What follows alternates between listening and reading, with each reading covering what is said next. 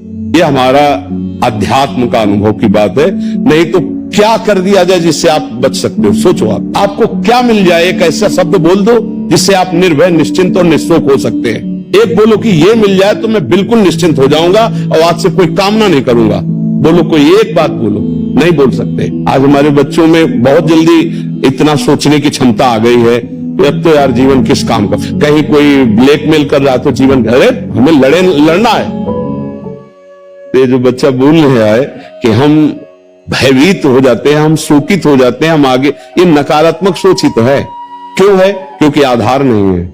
आधार हो तो फौरन उसकी काट है। भगवान है ना, प्रभु है ना, ऐसा कैसे हो सकता है? हम उनका भजन करते हैं, हम उनके आश्रित हैं, ऐसा कैसे हो सकता है? महाराज जी, ये तो सोच रख लिया और इससे हम पार भी हो गए। महाराज जी, फिर जब असफल हो जाए उसके बाद हमारा क्या मान्यता रहनी चाहिए? सही बात पूछो तो जब आप ऐसा करोगे तो असफलता में सफलता का ही आनंद अनुभव में आएगा।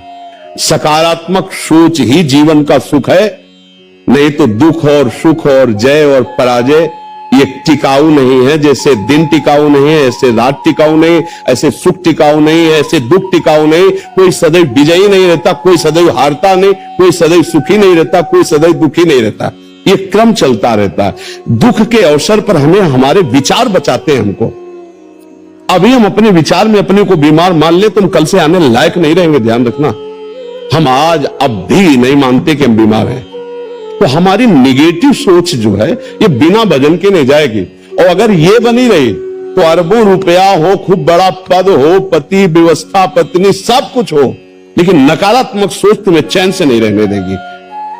पक्की बात मान लीजिए। इसको सुधारना है तो सत्य पे आइए, धर्माचरण कीजिए, पवित्र चरित्र रखिए और नाम जप कीजिए। आपकी सोच बदल जाएगी। देखो, आपकी सोच अच्छी है तो आप थोड़ा कम पैसे वाले भी है ना, गरीब भी है, तो मस्त रहेंगे। सोच सही नहीं है तो चाहे आपके पास अरबों रुपया हो, आपका जीवन नरक जैसा रहेगा। क्योंकि आपकी सोच अशांति, कलह, नाना प्रकार की वासनाओं में, खेल में फंसाकर आपको नष्ट कर देगी। तो हमें लगता है कि बिना अध्यात्म के चिंता, भय, शोक इसका दूर होना बहुत कठिन है।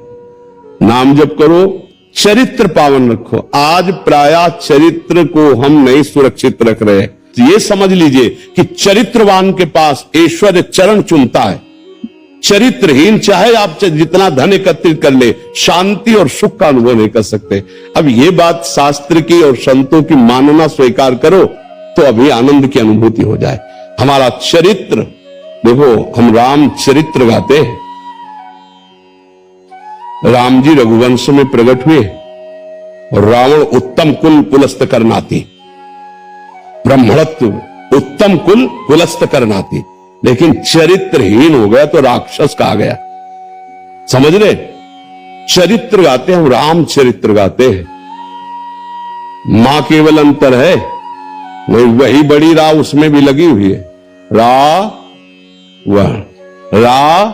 मां वही भगवद अंश है, जय विजय और कोई दूसरा नहीं है। ये लीला करके दिखाया कि एक चरित्रहीन हो गया तो राक्षस है और चरित्रवान वही भगवान। सब में भगवान है, वही अब लीला कर रहे हैं। देखो, हम अपने चरित्र को पावन रखें, हम धर्म से चले, नाम जप करें, तो कहीं भी आपके अंदर नकारात्मक भाव आपको परास्त नहीं कर सकता। ये हमारा अध्यात्म का अनुभव की बात है। नहीं तो क्या कर दिया जाए जिससे आप बच सकते हो? सोचो आपको क्या मिल जाए? एक ऐसा शब्द बोल दो जिससे आप निर्भय, निश्चिंत और निःशोक हो सकते हैं। एक बोलो कि ये मिल जाए तो मैं बिल्कुल निश्चिंत हो जाऊंगा और आज से कोई कामना नहीं करूंगा। बोलो, कोई एक बात बोलो। नहीं बोल सकते, क्योंकि एक के साथ हजारों बातें लगी हुई है। एक केवल वो है कि परमात्मा मिल जाए तो फिर सब कुछ। जिसके पाने के बाद कुछ पाना बाकी नहीं रहता, जिसके जानने के बाद कुछ जानना बाकी नहीं रहता, और जिसको अनुभव करने के बाद कोई भय नहीं रहता। 5 वर्ष के प्रहलाद जी हैं, त्रिभुवनपति हिरण्यकश्यप है, सकारात्मक सोच है, मेरा हरि मेरी रक्षा कर रहा है, बाल बांका भी नहीं कर पाया। हां, अगर हमारी कभी पराजय होती तो उस समय भगवान इतना बल देते हैं, इतना सुख देते हैं कि वो पराजय क्षण में नष्ट हो जाती है, हमें शोक नहीं होता। देखो, बड़े बड़े भक्तों को पराजय का मुख देखना पड़ा। धर्मराज युधिष्ठिर अभिषेक हुआ, इंद्रप्रस्थ के सिंहासन पर चक्रवर्ती सम्राट पद पर बैठे, कपटियों ने कपट करके परास्त किया। 12 वर्ष का वनवास, 1 वर्ष का अज्ञातवास, परिणाम भारी कष्ट सहा। ऐसे महारथियों को छुप के रहना पड़ा, लेकिन परिणाम फाइनल पे आइए तो चक्रवर्ती सिंहासन पर महाराज युधिष्ठिर ही बैठे, उनके कुल में कोई नहीं रह गया, सब विनाश को प्राप्त हो गए। तो हमें लगता है धर्माचरण, भगवद आश्रय, पराजय कभी होती भी है तो वो विजय की ही आशा पुष्ट करती है, और भगवान इतना बल देते हैं कि पराजय उसे दुख नहीं दे पाती है। इसलिए हमें नाम जप करना चाहिए, भगवद आश्रित होकर के अध्यात्म को समझना चाहिए।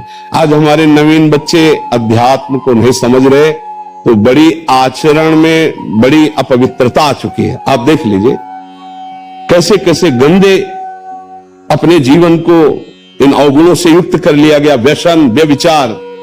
अब ये अध्यात्म का ज्ञान ना होने के कारण अपना नाश कर रहा है। तो चरित्रहीनता, गुणहीनता और नकारात्मक सोचे, अगर इनको हमें ठीक करना है तो हमें बहुत सावधान रहना, हमें अपने चरित्र को बचाना है। आज हमारे बच्चों में चरित्र सुरक्षित नहीं रह पा रहा है। आज बच्चों का जीवन बड़ा संकटपूर्ण जा रहा है। बात पक्की समझना, हमको जब ऐसी बात आती है तो हम दुखी होकर के बोलने लगते हैं कि आज हमारे राष्ट्र का जो ये नवीन भविष्य है, ये संकटपूर्ण परिस्थिति में जा रहा है। गर्लफ्रेंड, ये बॉयफ्रेंड, ये व्यसन, ये इनको चैन से नहीं रहने देंगे।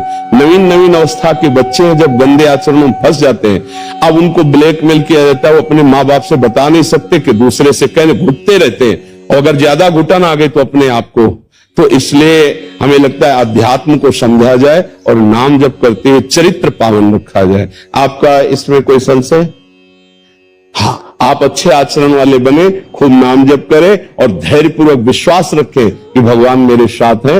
अगर कभी ऐसी हार या पराजय या दुख आता है तो हम उसको सहने के लिए धैर्यवान रहे।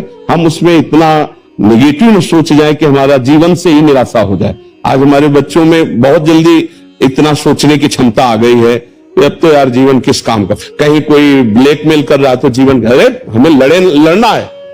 हम कल भी कह रहे थे कि बच्चों को चाहे माता पिता से दोस्त जैसा व्यवहार करें, और माता पिता को चाहिए कि बच्चों से दोस्त जैसा व्यवहार करें। दोनों आमने सामने बैठकर उनके हृदय की बात को जाने और उनको दोस्त की तरह सपोर्ट करें, तो आगे बढ़ सकते हैं। वो दलदल में फंसे हुए निकल सकते हैं। नहीं तो कई ऐसे गंदे बच्चे होते हैं जो अच्छे बच्चों को अपने विषय जाल में फंसा करके उनके जीवन को बर्बाद करते हैं। बकाया नकारात्मक सोच के लिए नाम जप बहुत जरूरी है। चाहे आप स्त्री हो, चाहे पुरुष हो, चाहे गृहस्थ हो, चाहे विरक्त हो, जब तक नाम जप नहीं करोगे, आचरण पवित्र नहीं रखोगे, तो वास्तविक सुख का अनुभव नहीं होगा। नाम जप बहुत आवश्यक, इसलिए हम सबसे प्रार्थना करते हैं नाम जप करो, शराब मत पियो, मांस मत खाओ, पराई माता बहनों की तरफ गंदी दृष्टि से मत देखो, गंदे आचरण मत करो। ये मनुष्य जीवन ऐसे गंदी बातों के लिए नहीं मिला। गृहस्थी में हो तो धर्माचरण करते हुए धर्म पूर्वक विषय भोगो और नाम जप करो, भगवान को प्राप्त हो।